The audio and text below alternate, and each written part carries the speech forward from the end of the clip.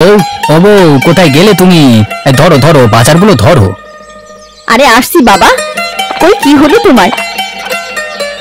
দেখো বউ, আজ বাজার থেকে কত কিছু আনলাম। কই দেখি কি বাজার করে এনেছো তুমি। এ কি আবার সিএনজিতে করে বাজারে গেলে? গ্রামে শুধুমাত্র তোমার সিএনজি আছে বলে তুমি বাজার করতেও সিএনজি নিয়ে যাবে? ওহ বউ, আজ অনেক কিছু বাজার করে এনেছি। আর তুমি রাগ করছো কেন? এই গ্রামে একমাত্র আমারই সিএনজি আছে বলে তো আমি এখন থেকে বাজার করতে গেলেও সিএনজিতে করেই যাবো, বুঝেছো? হ্যাঁ বুঝেছি। এই গ্রামে যে জিনিসটি অন্য কারণে, সেটা নিয়ে এখন তোমায় ভাব দেখাতে হবে নাকি? আরে আছে বলেই তো ভাব নিয়ে চলি, তাই না? না থাকলে কি আর ভাব নিতে পারতাম? আর ভাব নেবই বা না কেন, সেটাই বলো তো। সেইটা তুমি একটু ভেবে দেখো। মা, এমন করছে কেন? আমরা তো সব জায়গায় এখন সিএনজি নিয়ে যাই, তাহলে বাজারে গেলে সমস্যা কি? বাবা তো এখন আর আগের কাজ করে না, বাবা এখন সিএনজি চালক, তাহলে সব জায়গায় সিএনজি নিয়ে যাবে না কেন? এই হয়েছে একটা বাপের পুরো কপি। তোদের বাপ বেটাকে এখন আর কিছু বলবো না। যা হাত মুখ ধুই, খাবার দিচ্ছি। সকালে তো না খেয়ে বেরিয়ে গেছিস। যাচ্ছি মা।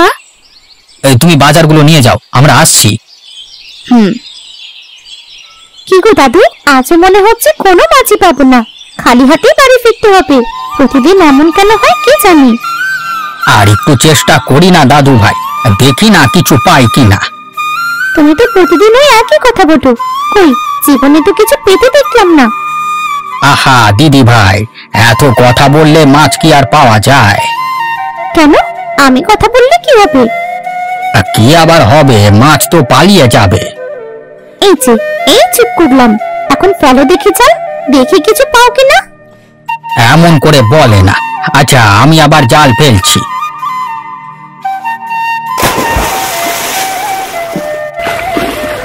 কই এবার তো আমি কথা বলিনি, এবার তো আমি চুপ ছিলাম, তারপরও তো মাছ পেলে না। ধুর, আমি বাড়ি চলে যাচ্ছি, আমার ক্ষুধা পেয়েছে অনেক। ঠিক আছে রে মা, চল, রোদের মধ্যে আমারও আর ভালো লাগছে না।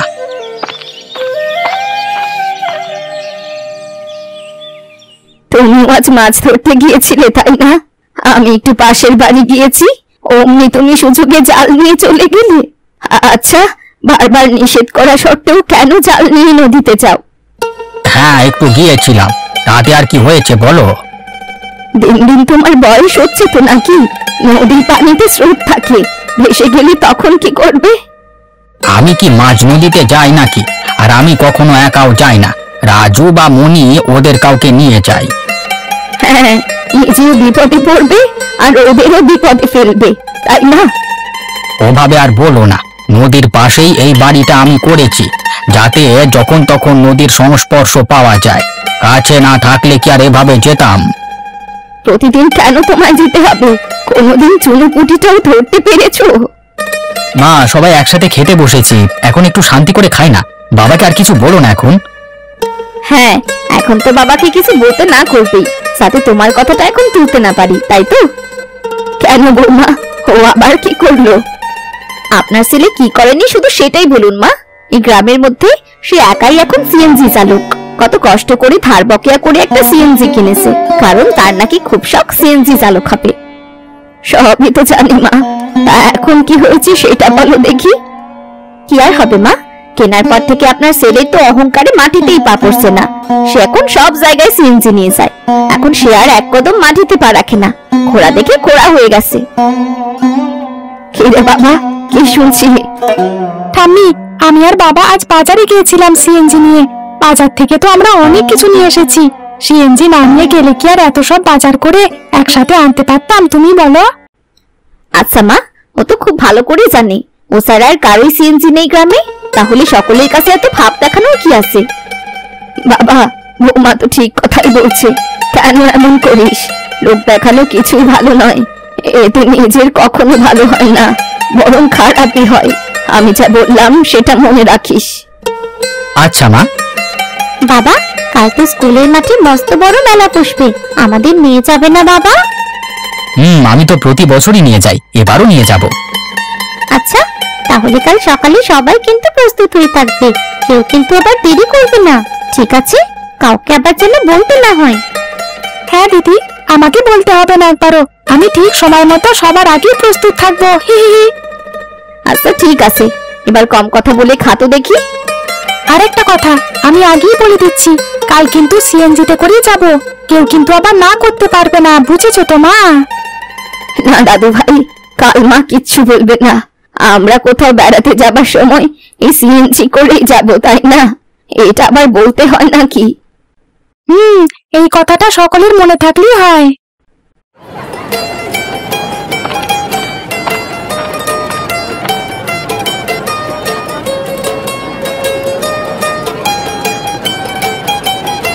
কি সুন্দর মেলা বসেছে, কত কিছু আছে।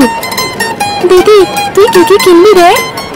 আমি যে কোনটা রেখে কোনটা কিনবো সেটাই তো বুঝতে পারছি না। আমি তো বাড়ি থেকে ঠিক করে এসেছি, আমি লাল বেলুন, লাল লাঠি, লাল বল আর লাল ঘুড়ি কিনবো। সবকিছু লাল কিনলে তো ভালো লাগবে না, সাথে অন্য রঙেরও কিছু নেই। না, আমার সব লালই লাগবে। না চলো, আমাকে সবকিছু কিনে দিতে হবে, চলো না।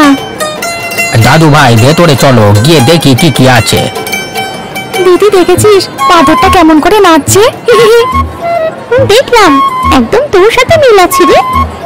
দেখ দিদি, বেশি ভালো হবে না বলে দিচ্ছি। কেন রে, আমি খারাপটা কি বলেছি? আমাদের তো অনেক ক্ষুধা পেয়ে গেল, চলো কোনো খাবারের দোকানে যাই। ঠাম্মি, ওই যে দূরে লাল কাপড় দিয়ে হাঁড়ি টাকা আছে দেখতে পাচ্ছ? তার মানে ওখানে বিরিয়ানি রান্না হচ্ছে। আজকে সবাই বিরিয়ানি খাবো। বাবা, আমাদের আজ বিরিয়ানি খাওয়াবে না? হ্যাঁ খাওয়াবো তো। চল, কিন্তু ওখানে তো বসবার জায়গা নেই, সবাই দাঁড়িয়ে দাঁড়িয়ে খাচ্ছি তো। কোনো সমস্যা নেই, আমরাও ঠিক দাঁড়িয়ে খেয়ে নেবো। কি বলো দাদু ভাই? হ্যাঁ তাই তো, আমিও দাদু ভাইয়ের সাথে একেবারে একমত।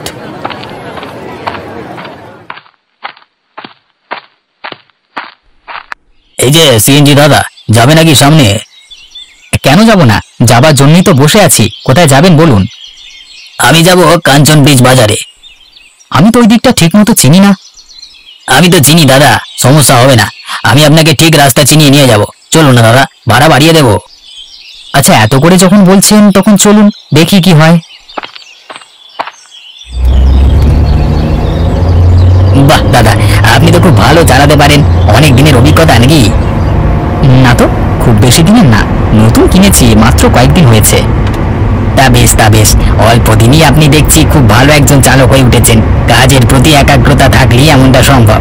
আচ্ছা দাদা, এইদিকে তো আমি অনেক দিন ধরেই যাতায়াত করছি, এর আগে কখনো তো এই রাস্তায় সিএনজি দেখিনি। এইদিকে এখনো কেউ সিএনজি কিনতে পারিনি, আমি প্রথম কিনলাম। তাই নাকি? এ তো খুব খুশির খবর। পুরো নগদ টাকা দিয়ে কিনেছেন বুঝি? না না, তা পারিনি, অল্প কিছু ধার দেনা আছে। এই কারণেই এখন দিনে রাতে চালিয়ে বেশি টাকা রোজগার করছি, যাতে দ্রুতই সব দেনা শোধ করতে পারি। এইভাবেই কাজ করতে থাকুন, দেখবেন একদিন খুব ভালো কিছু হবে আপনার সাথে। শুভকামনা রইল। আপনাকে অনেক ধন্যবাদ শুভকামনা জানানোর জন্য। আপনি কাঞ্চন ব্রিজ প্রায় যান নাকি? হ্যাঁ, তা প্রায় যেতে হয় বই কি। ওদিকে আমার ব্যবসার কিছু আছে, ওগুলোর খোঁজ খবর নিতে যাই।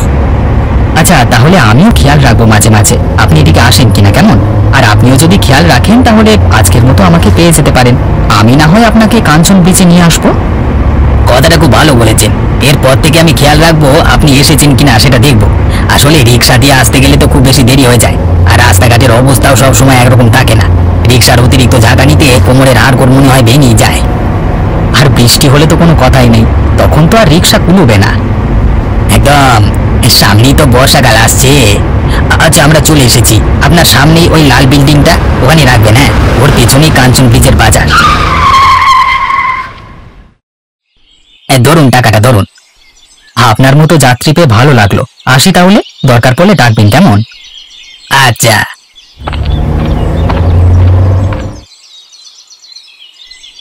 কি গো, বাচ্চাদের দিলে না? ওরা কি খাবে না? জিজ্ঞেস করেছিলাম, তোমার ছেলে মেয়েরা খাবে না। কেন খাবে না? ওদের নাকি ভালো লাগে না, তাই। বাবা মা কোথাও গেছে নাকি? সারা শব্দ পাচ্ছি না যে। কোথায় আর যাবে, হয়তো আশপাশেই আছে। আজ কি যাবে না কাজে? কয়েকদিন একটানা দিনরাত কাজ করতে করতে শরীরটা আর চলছে না। আজ মনে হয় না যে যেতে পারবো। গা হাত পা ম্যাচ ম্যাচ করছে, মনে হচ্ছে জ্বর এসে যাবে।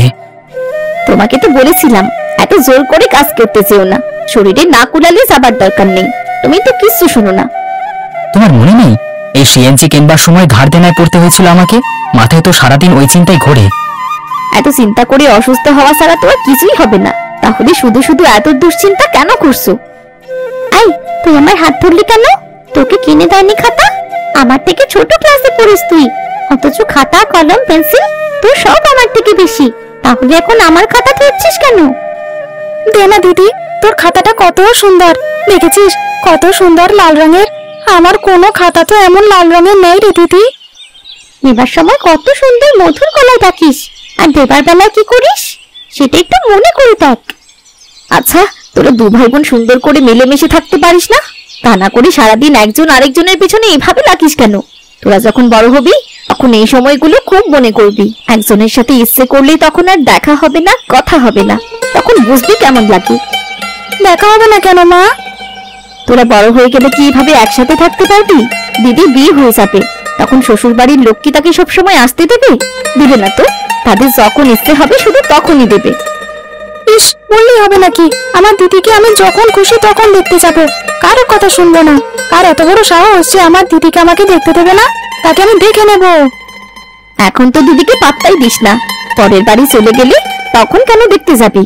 এখন থেকে দিদির সাথে ভালো ব্যবহার করতে না পারলে তখন কিন্তু দিদিকে আর দেখতে পারবি না।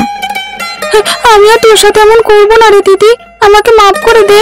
আমি তোর ছোট্ট ভাইটি। হ্যাঁ, আমি তো তোর সাথে শুধু একটু দুষ্টুমি করেছি, তাহলে কেন আমাকে বড় হলে তোকে দেখতে দেবে না বল? তাই কি কখনো হয়? আর কাঁদিস না। আচ্ছা, আমি সবাইকে বলে দেব তুই আমার ছোট্ট ভাইটি, তোকে যেন কেউ কিচ্ছু না বলে। দাদু, জীবনে কোনোদিন মাছ পাওনি, তাও আমি একটা হাড়ি নিয়ে সব সময় দাঁড়িয়ে থাকি। আজ দেখো না, তোমার নাতিও শুধু শুধু আরো একটা বেশি হাড়ি এনেছে। আজ দেখবে দাদু ভাই, 2 হাঁড়ি ভরে যাবে মাছ। হ্যাঁ। না দাদু, এটা কখনোই হবে না, এমন কথা আগে আমি অনেক শুনেছি।